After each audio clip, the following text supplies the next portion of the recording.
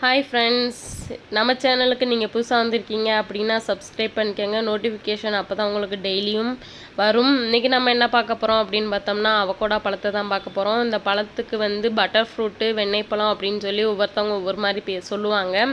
இந்த பழம் மேக்ஸிமம் மலை கிராமங்கள் பகுதியில் தான் இருக்குது. இது நான் நிறையா டைம் வாங்கி சாப்பிட்ருக்கேன், நல்லாயிருக்கும். இதை வெயிட் லாஸ் பண்ணுறவங்க, குழந்தைங்க, ப்ரெக்னெண்ட்டாக இருக்கிறவங்க, சுகர் இருக்கிறவங்க எல்லாருமே சாப்பிட்லாம். இது எந்த ஒரு சைடு எஃபெக்ட்டுமே கிடையாது. நல்ல டேஸ்ட்டாக இருக்கும். இதை ஜூஸாகவும் குடிப்பாங்க, அப்புறம் ஐஸ்கிரீம் மாதிரியும் சாப்பிடுவாங்க. உங்களுக்கு வேணும் அப்படின்னா கமெண்ட் பாக்ஸில் சொல்லுங்கள். உங்களுக்கு நான் இது எப்படி பண்ணுறது அப்படின்றத ஒரு வீடியோ அப்லோட் பண்ணுறேன். இந்த பழம்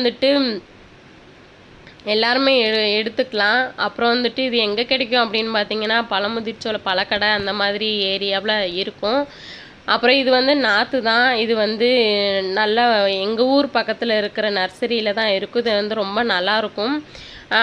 இது மொத்தமாக நாற்றை வாங்கிட்டு போய் நட்டு வச்சோம் அப்படின்னா ஒரு வருஷத்துக்கு ஒருக்கா நல்லா காய்க்கும். இது மரம் தான், நல்லா பெரிய மரமாக இருக்கும். எங்கள் தோட்டத்தில் இந்த மரம் இருக்குது. சரி, நீங்களும் தெரிஞ்சுக்கணும் அப்படின்றதுக்காண்டி தான் இந்த வீடியோ உங்களுக்கு அப்லோட் பண்ணுறேன். பாருங்கள், இது உங்களுக்கு பிடிச்சிருக்கும் அப்படின்னு சொல்லி நான் நினைக்கிறேன். உங்களுக்கு பிடிச்சிருந்துச்சு அப்படின்னா சப்ஸ்கிரைப் பண்ணுங்கள். இதுதான் மரம். இது எங்கள் தோட்டத்தில் எடுத்தது. இது எவ்வளோ அழகாக எவ்வளோ பெருசாக இருக்குது அப்படின்னு சொல்லி பாருங்கள். இதில் கூட அவ்வளவா காய் இல்லை. சீசன் டைம் அப்படி தான் வரும். 1-2 காய் தான் இருக்குது. நல்லா பெரிய மரமாக இருக்கும்.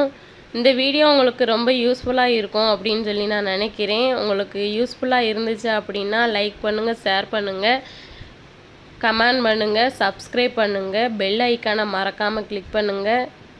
தேங்க்யூ.